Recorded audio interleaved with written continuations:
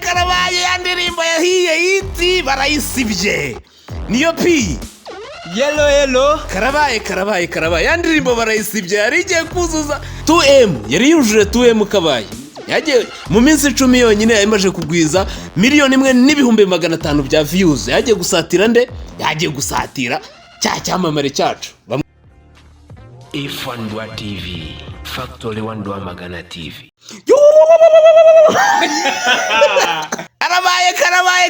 karabaye ya ndirimbo yahiye yiti barayisibye niyo pi yelo karabaye ya ndirimbo barayisibye yari igiye kuzuza 2M yari yujuje 2M kabaye yagiye mu minsi 10 yonyine yamaje kugwiza 1,500,000 bya views yagiye gusatira nde yagiye gusatira cyamamare cyacu bamwita nde bamwita Medali Ngabo niwe yujuje ibintu bigiye bitandukanye ndetse yujuje views nyinshi mu bukwe bwiwe niwe waciye agahigo ko kugira views nyinshi mu ndirimbo yari yakoze yiganjemo amashusho yabereye mu bukwe bwe Ngabo Medali none uyu munsi noneho ibintu byabaye nagahoma munwa umuhungu ngo ni The Ben avuye mu bukwe bwe we na Pamela bahise bigendera bikorera amashusho y'indirimbo yabo yo bayita ngo iki ni forever ariko twamaze kumenya ko ari amashusho bakoresheje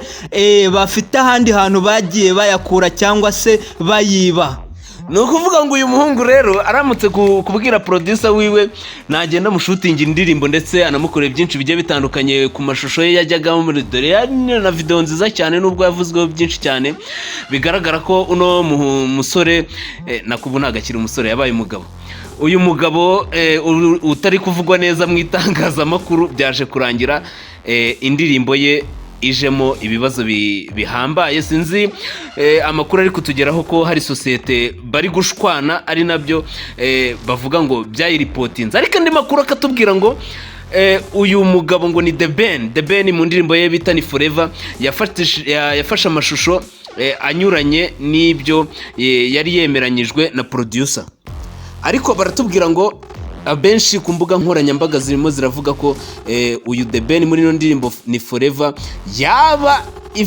ibyihishe inyuma yaho kugira ngo ibure yihishwe inyuma n'umuntu bita Bruce Melody ku mbuga nkoranyambaga ndetse n'abandi bantu bakurikira bari abahungu bagiye batanga comment nyinshi zitandukanye zigaragaza ko haba hajemo ubugambanyi buturuka kuri Bruce Melody umuhungu tuzi w'icyamamare hano mu Rwanda ndetse no hanze yarwo wagiye ukora amahiti menshi cyane umusore wakuriye hari i Kanombe ndamubona muri screen zacu biri kuvugwa rero ko yaba amaze iminsi afitanye beef na The Ben bityo akaba ari we ngo waba yihishe inyuma yo kutsibwa kw'indirimbo ya The Ben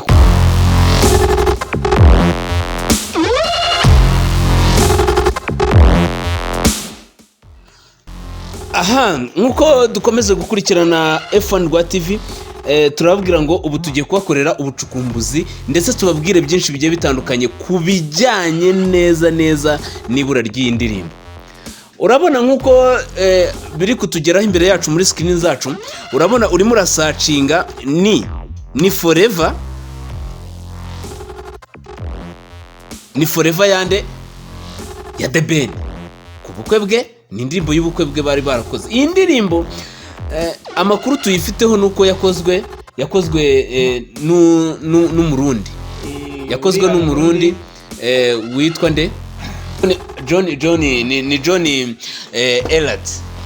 John Eratz niwe washutinze amashusho y'ino ndirimbo iyo atashutinzwe n'umunyarwanda ashutingwa n'uriya murundi kuko niwo mwana umaze gukora hit nyine mu bijyanye n'iki n'amashusho ariko hari akantu abaproducer bajya bagira ko kugira iki gufata ishusho icyo bita ngo ni amashusho matirano tukibaza kubera iki cyamamare nk'iki ngiki cyakoresheje amashusho matirano nibyo koko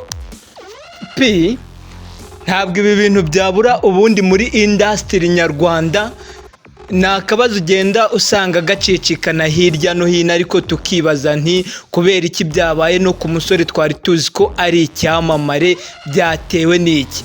Ibi rero ahantu twavuga ko ari nk'inkomoko yabyo, hari igihe ababona ahantu amashusho akabona ni amashusho meza cyane akeye, ariko ubushobozi bwe bukaba butamwemerera cyangwa se bukaba budahagije kugira ngo ayo mashusho abone uko ayafata ku giti cye, ariko akayifuza, bityo bagakoresha izindi tekinike ku ruhande zo kuyatwara nta burenganzira cyangwa se kuyiba bakayakopiya aho abandi bayashyize. urakoze niyo pi nk'uko turi kubibona rero, nk'uko twabwiraga, ubu turasacinze ni indirimbo yande, ni indirimbo ya The Ben we mu bukwe bwa Pamela yitwaga The Ben ni Forever Official Video.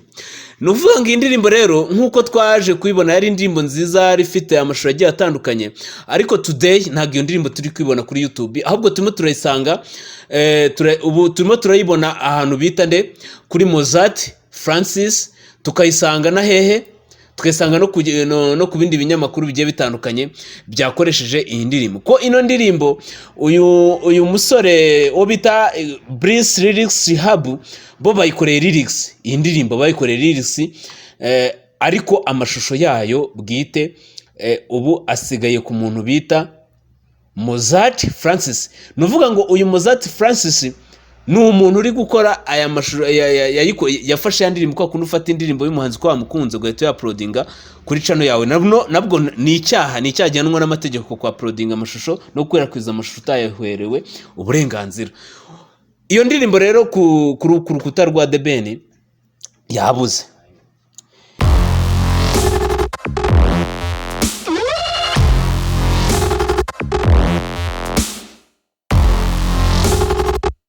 Biri kuvuga ngo ibye ni indirimbo biri inyuma yande ya The Ben, ya Bruce Melody, sorry.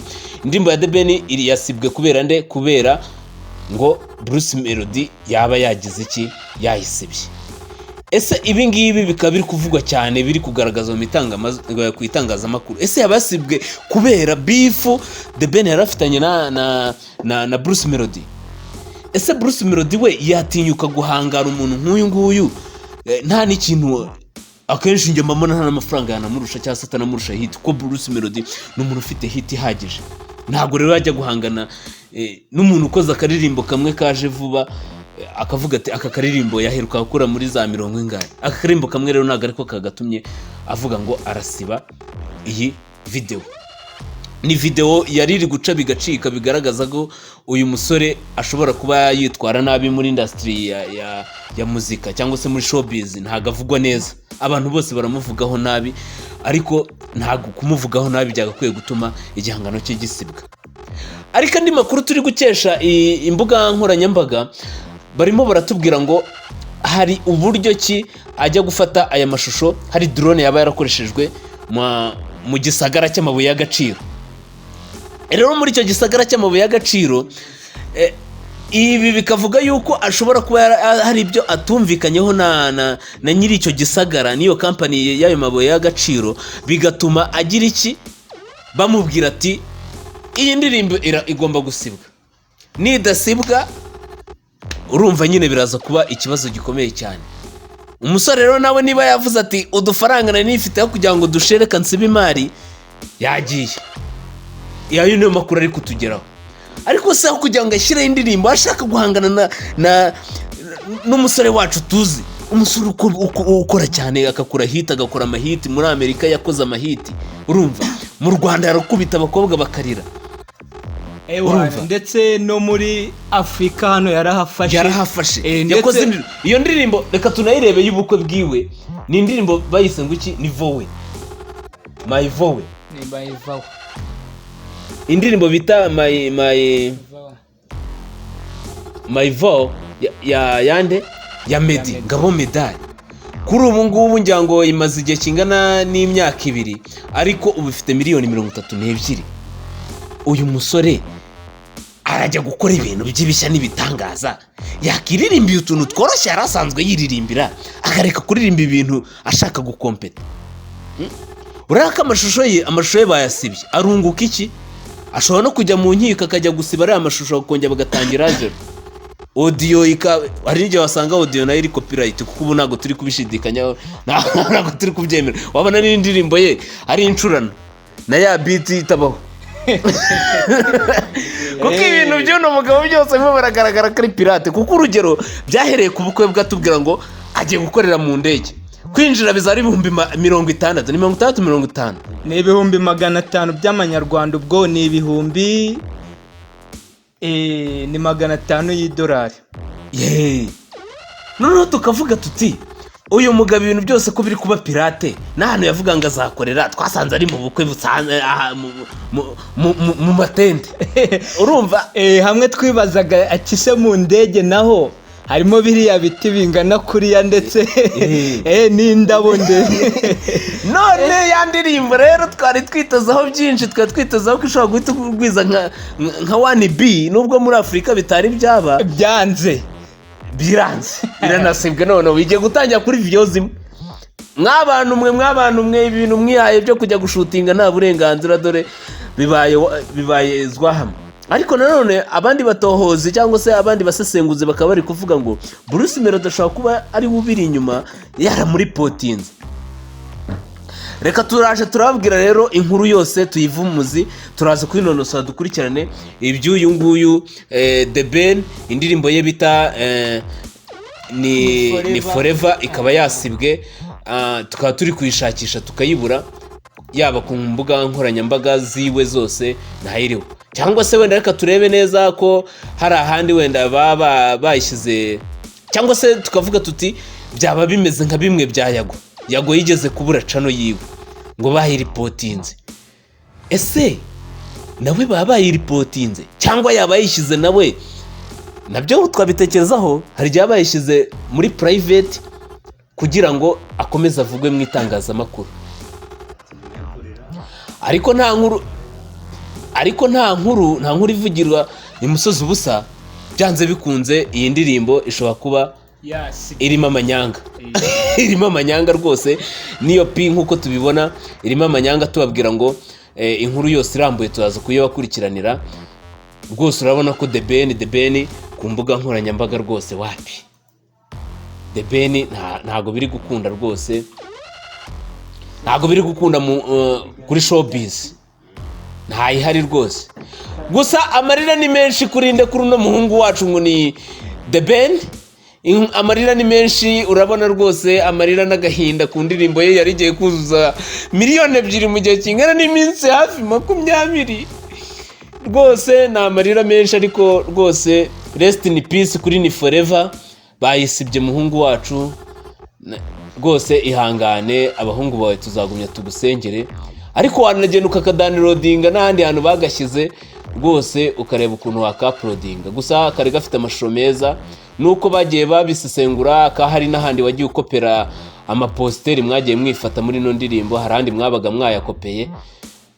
Rwose ibi bintu bikaba biri kuvugwaho bitandukanye ku mbuga nkoranyambaga, ariko ngubyisha inyuma ni Bruce Melody. Ndakeye kuri mutaramu wacu rwose, rutwitsi wacu, itahi wacu, ntago akora no mabara. Rwose wajya ukora indirimbo nka zira za Habibi zari nziza muhungu wacu. Habibi wari wayikoze neza, wayikubise rwose, wayikurikiranye. Niyo pi urabivuga hiki? Ntabwo natinya kuvuga ko The Ben ibintu bye bitangiye gupfa cyane, aho atangiye gukompeta na Bruce Melody. Ndibuka ko ejo bundi muri kiriya gitaramo The Ben aherutse gukorera hariya mu gihugu cy'abaturanyi mu Burundi, yibwe telefoni.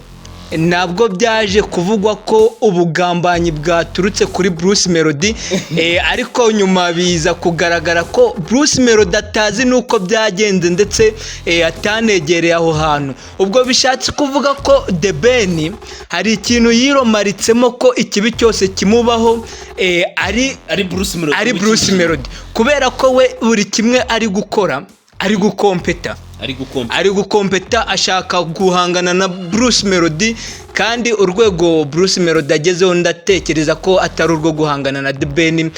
Murabizi ejo bundi yakoze hit uwo bita Shaggy abayimanukiye hariya muri Amerika, umuhungu araza aramubwira ngo nshaka ko tuyikorana remix, ndetse sinasiba no kubabwira ko bafitanye n'amaproje menshi cyane aryoshye turi gutegurirwa muri iyi minsi. Rero icyo nakomeza kuvuga kuri The Ben, nave mu bintu byo gukompeta. Murabizi ko kera yadukomaga amahiti tukemera, yakoraga ibintu bifite gahunda, ariko icyamwishe mu mutwe ntabwo natinya kuvuga ko ari ishyari afitiye abahungu yasize mu Rwanda bakiri bato, ariko agasanga basigaye bari ku rwego we atakwishikiraho, agashaka gusimbuka ngo abafate bitagishoboka, bigoranye.